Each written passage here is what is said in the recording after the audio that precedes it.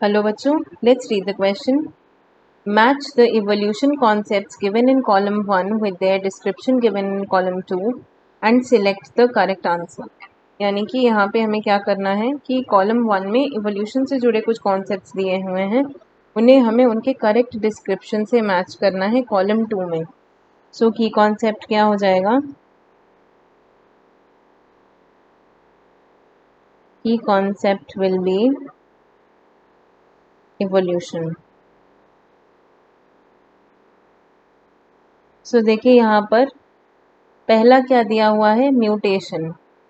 सो देखिए when we talk about mutation तो सबसे पहले दिमाग में क्या आना चाहिए?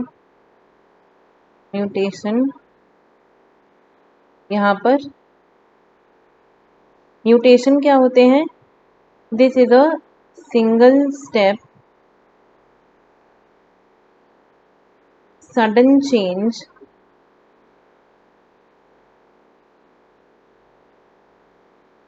इन allele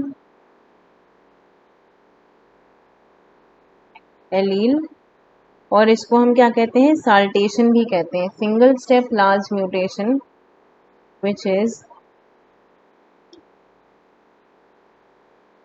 single step large mutation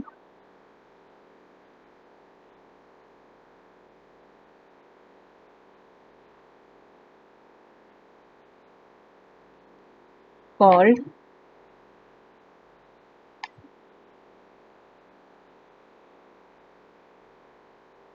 saltation. और ये जो स्टेप होता है जिसमें ये साल्टेशन अकर होता है किसी भी पॉपुलेशन या स्पीशीज में, उसको हम क्या कहते हैं? Saltatory step. In saltatory step. So देखिए जब साल्टेटरी स्टेप की बात करते हैं तो जो भी सिंगल स्टेप में एक सडन चेंज आता है किसी स्पीशीज के अंदर, उसे हम क्या कहते हैं? म्यूटेशन. और ये क्या करता है? It give rise to new allele. और इसका कॉन्सेप्ट किसने दिया था? इसका कॉन्सेप्ट दिया था ह्यूगो डेवरीज ने. ह्यूगो डेवरीज ने इसका कॉन्सेप्ट दिया था म्यूटेशन का. सो यहाँ पे देखिए आपके ऑप्शन ए में फोर्थ वाला जो ऑप्शन है वो आपका बिल्कुल करेक्ट हो जाएगा, which is mutation is the source of new alleles. So देखिए यहाँ पे आपके कुछ ऑप्शंस तो ऑटोमेटिकली एलिमिनेट हो गए, यानी कि कौन सा? पहला एलिमिनेट हो गया और तीसरा एलिमिनेट हो गया, क्योंकि यहाँ पर ए का एक में फोर्थ दिया है और एक में ए का क्या दिया है? थर्ड, जो कि गलत हो जाएगा.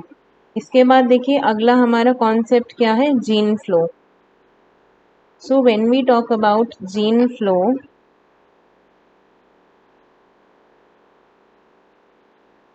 इसको हम और क्या कहते हैं? जीन माइग्रेशन भी कहते हैं.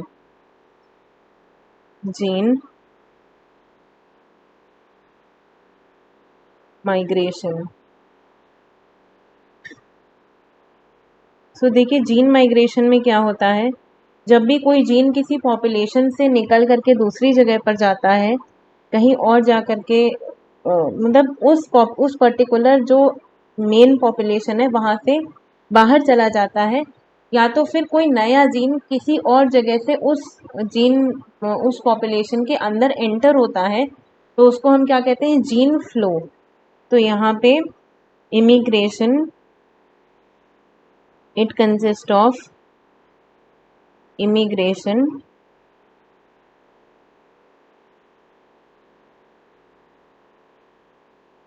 इमिग्रेशन जिसका क्या मतलब होता है? Adding of a new gene. Adding of new gene to a population. तो देखिए एग्जाम्पल के लिए और एक बार हम एमिग्रेशन भी लिख लेते हैं, फिर डिस्कस करते हैं. एमिग्रेशन मतलब a gene leaving its ancestral population. A gene leaving ancestral population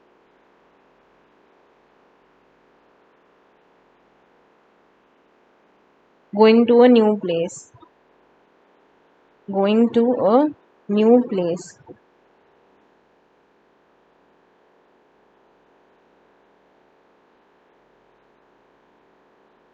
अब हम ऐसा इसका एग्जाम्पल तौर पे ऐसे समझते हैं कि जैसे कोई पर्सन है, कोई इंडियन है जो जा करके अमेरिका में बस गया, तो हुआ क्या कि जो यहाँ पे क्या हुआ कि सबसे पहले एमिग्रेशन हुआ किससे, इंडिया की पॉपुलेशन से, क्योंकि इंडिया की पॉपुलेशन का एक जीन, ऐसा व्यक्ति जिसकी एंसेस्ट्रल जीन्स इंडियन थी, वो एंसेस्ट्रल जीन इंडिया वाली वो निकल करके किसी दूसरी जगह पे चली गई, तो वो क्या हो गया, एमिग्रेशन। और अमेरिका की जिस पॉपुलेशन में वो इंडिया वाला जीन उनके लिए तो नया होगा, तो जो अमेरिका वाली पॉपुलेशन में वो जो जीन ऐड हुआ, तो अमेरिका के पर्सपेक्टिव से वहाँ पे क्या हुआ, इमिग्रेशन। तो ये अंतर है इमिग्रेशन और एमिग्रेशन में। इमिग्रेशन का मतलब है किसी नए जीन का किसी पॉपुलेशन में ऐड होना, और एमिग्रेशन का मतलब है किसी जीन का अपनी एंसेस्ट्रल पॉपुलेशन को लीव करके कहीं और पर जा करके सेटल हो जाना, या सेटल कह सकते हैं कि मतलब उस जीन का वहाँ पर ऐड हो जाना, तो किसी नई पॉपुलेशन में। तो जीन फ्लो का क्या हो जाएगा आपका, immigration, emigration, change allele frequencies. So यहाँ पे बी का आपका हो जाएगा थर्ड ऑप्शन। तो देखिए अब यहाँ पे बी का थर्ड ऑप्शन, तो आपके पास केवल आपका एक ऐसा बचा ऑप्शन डी, क्योंकि बी का थर्ड सिर्फ इसी ऑप्शन में, बाकी देखिए जो सेकंड वाला है उसमें बी का सेकंड दिया हुआ है, तो ये भी आपका एलिमिनेट हो जाएगा। तो आपने सिर्फ दो से ये फिगर आउट कर लिया कि दो मैच द कॉलम से कि यहाँ पे आपका ऑप्शन जो है वो फोर्थ सही होगा। हम बाकी को भी एक बार डिस्कस कर लेते हैं। देखिए तीसरा क्या है, natural selection.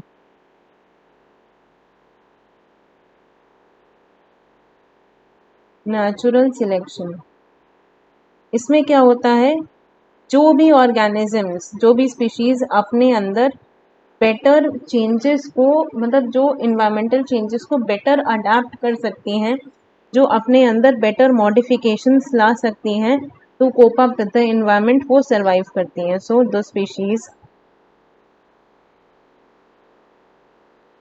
which can show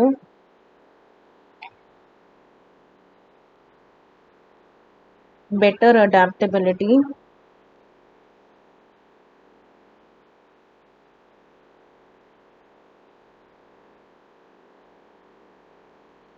in nature can survive। और यहाँ पे क्या होता है, and create differences among species.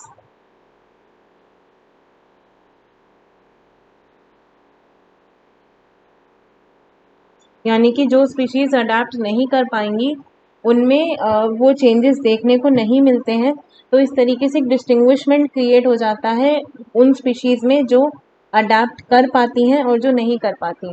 जो अडेप्ट कर ले जाती हैं वो नेचुरली सिलेक्ट हो जाती हैं। तो यहाँ पे आपका आंसर क्या हो जाएगा, ऑप्शन सी नेचुरल सिलेक्शन का हो जाएगा।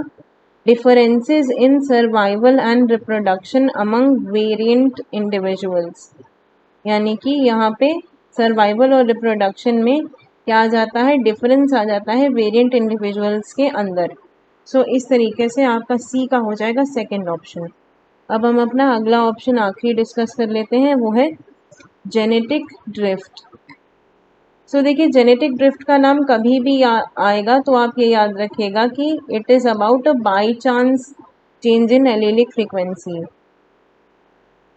सो it is by chance change in allele frequency।